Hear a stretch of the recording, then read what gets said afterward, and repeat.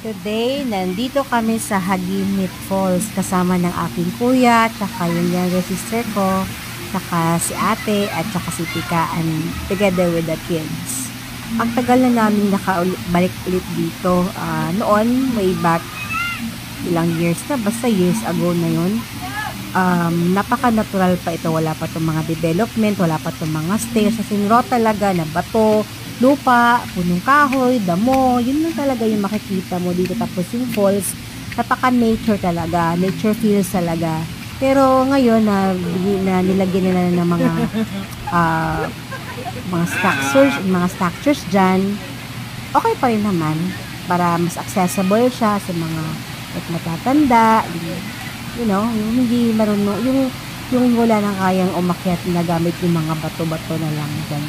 Hawak-hawak yung bato. Ayan.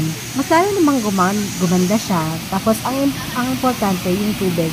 Ang fresh talaga ng tubig. Ang sarap talaga maligo dito. Nakaka-fresh. Lalo na kung galing ka din sa city na napaka-init talaga. Naiinitan ka, pumunta ka lang dito sa Hagingit, sa may Island Garden City of Samar, sa Matinit Plato na lugar. Bye!